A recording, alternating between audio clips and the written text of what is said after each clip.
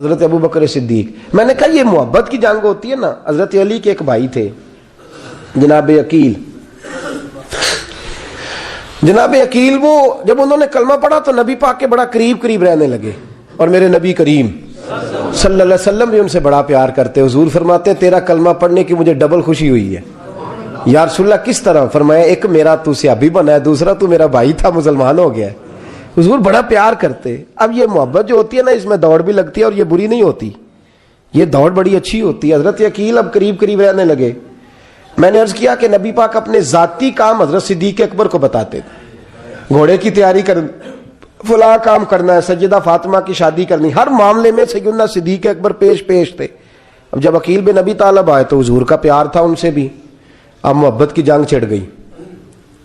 اب جناب عقیل کہتے ہیں میں کہنے لگا یار یہ کہیں پیچھے ہوتا ہی نہیں, ہر معاملے میں اسے پیچھے بٹھاؤ بھی تو آگے آ جاتا ہے, اس نے کیا کمال کر دیا ہے.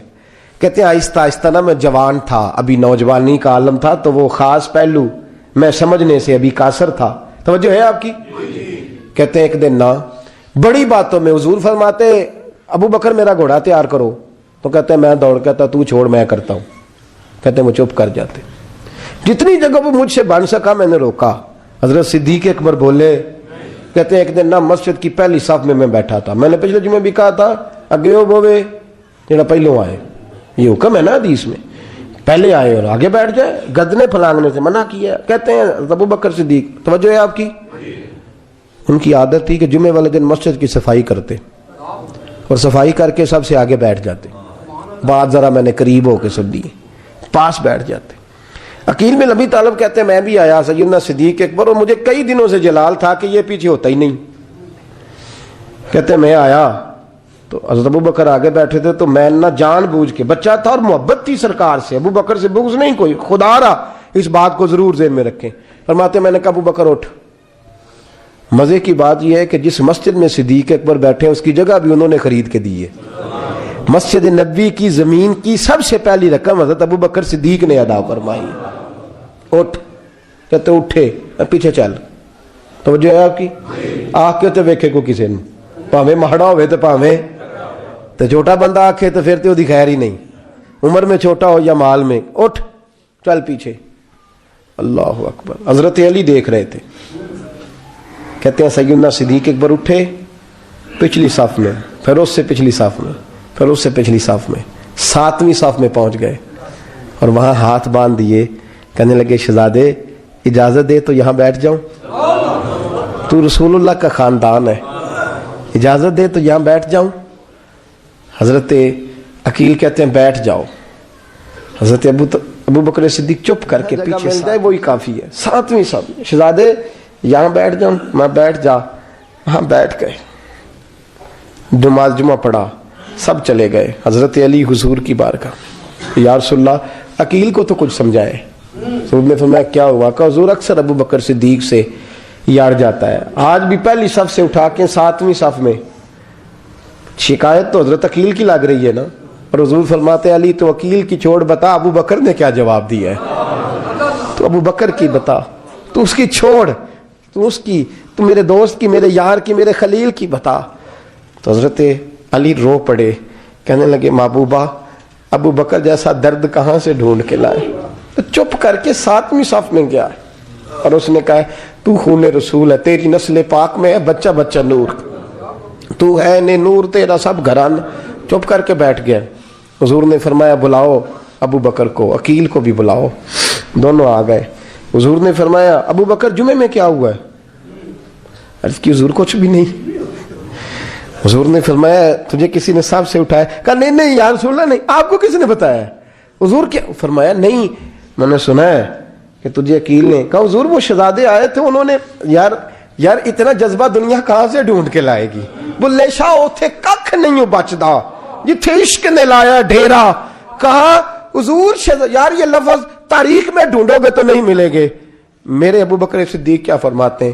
کہا حضور وہ نسل رسول کا شہزادہ ہے نا, اس نے ابو بکر کو 7ویں صف میں ابو بکر کا بیٹھنا پسند کیا تو ابو بکر راضی ہے. حضور اس نے یہاں بیٹھنا پسند کیا, تیری نسل پاک میں بچہ بچہ نور, تو ہے نے نور تیرا. اور کہا حضور وہ خاندان ہے, میں خادم ہوں, فرق تو ہے نا. وہ خاندان ہے، میں خادم. میرے رسول کریم صلی اللہ علیہ وسلم نے بلایا جناب عقیل کو، ڈانٹا نہیں، محبت فرمائی.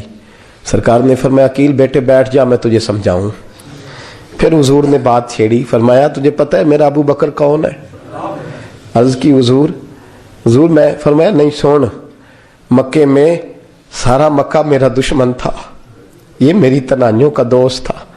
فرمایا لوگ تلواریں لے کے آتے تھے مجھے مارنے، اور اس کی تلوار اٹھتی تھی، کہتا تھا پہلے میں مروں گا پھر کوئی مصطفیٰ تک جائے. تجھے پتہ ہے یہ کون ہے؟ حضرت ابو بکر صدیق ہاتھ باندھے، حضور میں نوکر ہوں یا رسول اللہ، میں نے کوئی شکایت ہی نہیں کی. فرمایا عقیل یار ادھر بیٹھ بیٹے، میں تجھے بتاؤں.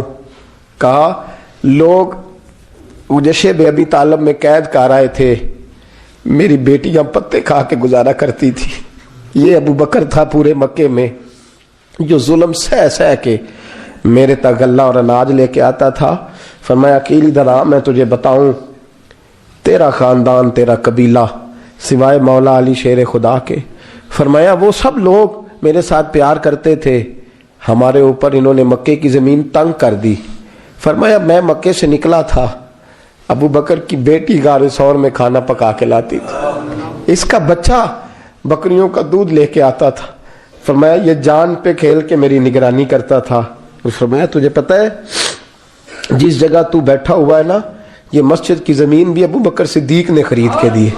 حضرت سیدنا عقیل یا رسول اللہ غلطی. حضرت ابو بکر کہتے ہیں حضور واللہ و رسول و منو، میرے اوپر اللہ رسول کے احسان ہے. آخری لفظ میرے حبیب نے کہے. حضور نے فرمایا عقیل میرے پاس جس کے بھی پیسے آتے ہیں میں بگانے سمجھ کے خرچ کرتا ہوں. میں کہتا ہوں فلانے کے ہیں، وہ پوچھے گا کہاں لگے، لیکن ابو بکر کے پیسے آتے ہیں تو میں اپنے سمجھ کے خرچ کرتا ہوں. اور میرے رسول کریم صلی اللہ علیہ وسلم نے فرمایا میرے ساتھ جس نے نیکی کی میں نے بدلہ چکا دیا ہے. ابو بکر کا میں نے بدلہ دیا ہی نہیں. قیامت کے دن جب سب جنت میں جانے لگیں گے تو میں اس کا بازو تھام کے اللہ کی بارگاہ میں لے جاؤں اور میں کہوں گا یا اللہ میرے مولا، کلمہ پڑھنے سے لے کر غار تک، غار سے بدر تک، بدر سے احد، حنین، خندق، تبوک اور مزار تک، یا اللہ اس کی بڑی نیکیاں ہیں، اسے تو ہی بدلہ عطا فرما. میرے دوستو یہ رنگ حضرت سیدنا صدیق اکبر، بس وہ اقبال نے کہا کہ صدیق کے لیے ہے خدا کا رسول اور اس سے آگے پیچھے کچھ نہیں. یہ جو ماننے کا انداز ہے نا، یہ دیکھیے نا حضرت ابو بکر صدیق، بڑی دفعہ آپ نے بات سنی ہے لیکن اس بات کی لذت بڑی شاندار ہے. حضرت عمر نے طبیب بلایا ہے ابو بکر کو دکھانے کے لیے ملک شام. پہلے مانتے نہیں تھے، مولا علی کی سفارش ڈالی، پھر دونوں لے کے آئے. سیدنا علی المرتضیٰ بیٹھے ہیں، حضرت عمر بیٹھے ہیں، کہتے ہیں طبیب کو چیک کرو، ملک شام کا بڑا ڈاکٹر ہے. چیک کر لیا تو ڈاکٹر کہنے لگا کوئی مرض نہیں، کوئی تکلیف نہیں، کمزوری بڑی ہے، کمزوری بڑی ہے. ان سے پوچھے انہیں کیا مرض ہے. تو حضرت عمر کہنے لگے یار بول کیا مسئلہ ہے تجھے، کیوں اتنا کمزور، اتنا بیمار رہتا ہے، کیا پرابلم ہے، کیا مسئلہ ہے. تو حضرت ابو بکر صدیق نے آنکھیں کھولی اور کہنے لگے عمر تو قسم اٹھا کے بتا، تجھے پتا نہیں مجھے کیا مسئلہ ہے. تو اٹھا نہ قسم، جنہ دے دل بر جانی بچھڑن، کون روے پھر تھوڑا، سب روگاں دائی روگ محمد جس کا نام بچھوڑا. تجھے نہیں پتا تو بول، اگر خبر ہے تو پوچھتا کیوں ہے. میرے دوستو کمال دیکھو، مدینے میں آج بھی مصطفیٰ کو سلام کرو تو ساتھ ہی صدیق اکبر لیٹے ہوئے، ساتھ ہی لیٹے ہوئے. مدینے میں ابو بکر صدیق روز رات کو جا کے اس کے گھر کا کام کاج کر کے آتے. کام بتاؤں کیا تھا اس کا، جاگ رہے ہیں آپ لوگ؟ اس زمانے میں نا لوگ باتھ روم گھر میں بنا لیتے تھے، شاید پرانے لوگوں نے دیکھے ہوں، وہ اس کے اندر ہی پیشاب پخانہ رہتا تھا. وہ آتے تھے ملازم تو وہ اٹھا کے باہر پھینکا کرتے تھے. وہ بی بی گھر کے اندر پیشاب کرتی، نابینا ہے، وارث کوئی نہیں. ابو بکر صدیق آتے، امیر آدمی، اور اس کا وہ پخانہ پیشاب اٹھا کے باہر پھینک کے آتے، پھر اس کے گھڑے میں پانی بھر کے لاتے، پھر اس کے گھر میں جھاڑو دیتے، پھر اس بوڑھی عورت کو کھانا کھلاتے، پھر اس کو خرچہ دیتے، پھر اس کو کہتے کہ فلاں آدمی کی تیرے پڑوسی کی میں نے ڈیوٹی لگا دی ہے، ضرورت ہو تو اس کو کہہ دینا. بڑے زمانہ خدمت کی. ایک دن حضرت عمر فاروق اس بی بی کے دروازے پہ چلے گئے، دستک دی. اس نے کہا کون ہے دروازے کا؟ میں عمر فاروق ہوں، عمر بن خطاب ہوں. پتہ چلا ہے آپ لوارث ہیں، میرا دل کرتا ہے میں آپ کے گھر کا کام کاج کر دیا کروں. تو بی بی کہنے لگی نہیں، ایک بندہ آتا ہے کئی سالوں سے وہ کر رہا ہے، مجھے وہی ٹھیک ہے. ایک آتا ہے بڑے سالوں سے کام کرتا ہے، وہی ٹھیک ہے.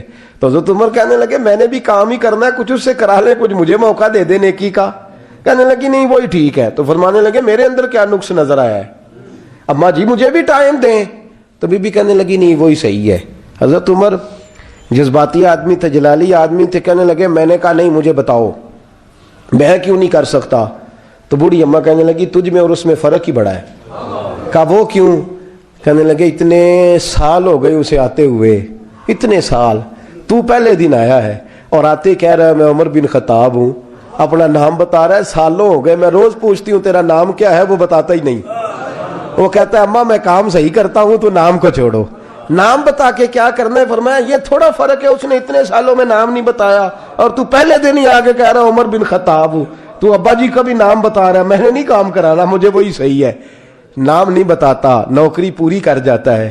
حضرت سیدنا عمر فاروق فرماتے ہیں میں تہجد کے وقت جھاڑیوں میں چھپ کے بیٹھ گیا. کہتے ہیں مسجد نبی سے وہ شخص نکلا، چہرے پہ نقاب، پیروں سے ننگا، اور میں نے اس شخص کو خرامہ خرامہ اس بوڑھی عورت کے گھر کے قریب جاتے دیکھا. تو پیچھے سے جا کے میں نے کہا او مسافر چہرہ تو دکھا. تو کہتے ہیں چہرہ اٹھایا تو ابو بکر صدیق تھے، صدیق اکبر تھے. حضرت عمر فاروق فرماتے ہیں میں نے کہا تو جوتی کو اتار کے آتا ہے. تو کہنے لگے جوتی سے جب چلتا ہوں تو پیروں میں آواز پیدا ہوتی ہے، جوتے کی وجہ سے. پڑوسیوں کو تکلیف دینے کا مقصد تو کوئی نہیں نا. اور فرمایا جب جوتوں سے آواز پیدا ہوگی تو گلی محلے والے پوچھیں گے ابو بکر کدھر جا رہا ہے، تو میں نیکی کسی کو بتانا نہیں چاہتا. تو فرمایا ابو بکر کب سے آ رہے ہو؟ فرمایا چھوڑ عمر، بس دعا کر رب میرا آنا قبول فرما لے. تو دعا کر سرکار کی بارگاہ میں حاضری صحیح لگتا ہے. چھوڑ میں کب سے آ رہا ہوں، کس وقت سے آ رہا ہوں، اس مسئلے کو چھوڑ.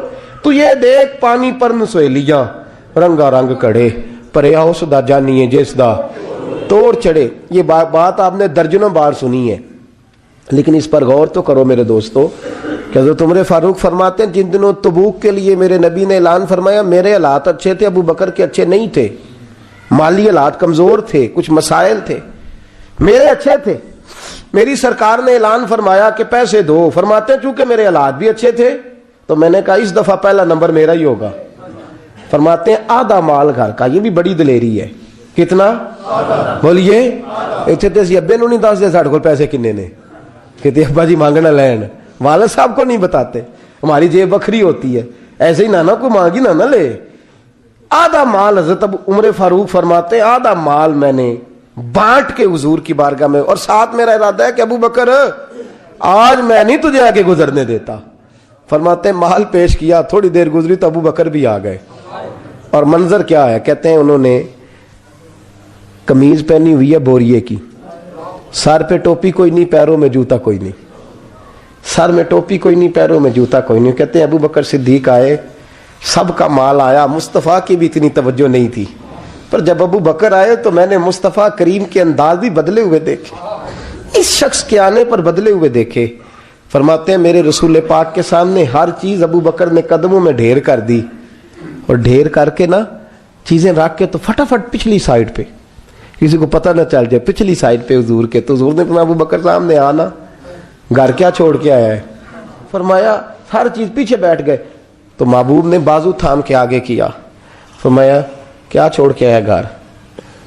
یہ اس بات پہ بات آپ نے پہلے بھی سنی ہے لیکن ان لفظوں پہ غور کرو. ابو بکر نے یہ نہیں کہا حضور کچھ بھی نہیں میں سارا کچھ لے، یہ لفظ کہا ہی نہیں. اللہ کرے ہمیں اس عقیدے کو سمجھیں، اس نظریے کو. یہ ترمذی اور مشکات دونوں میں یہ لفظ موجود ہے. یہ نہیں کہا حضور کچھ بھی نہیں سارا کچھ لے آیا ہوں، یہ نہیں فرمایا. حضور نے فرمایا ابو بکر کیا چھوڑ کے آئے ہو گھر؟ توجہ ہے آپ کی؟ لفظ دیکھیں، کہا ما ابقیت اللہ و رسولے، یا رسول اللہ گھر میں خدا کو بھی چھوڑ آیا ہوں، محمد مصطفیٰ کو مد مصطفیٰ کو بھی چھوڑ آیا ہوں. یہ لفظ ہے سیاستہ کے. اقبال کہتے ہیں پروانے کو شمع بلبل کو بھول بس. اس بس کو سمجھنا، پروانے کو شمع بلبل کو پھول بس، صدیق کے لیے ہے خدا کا رسول اور بس.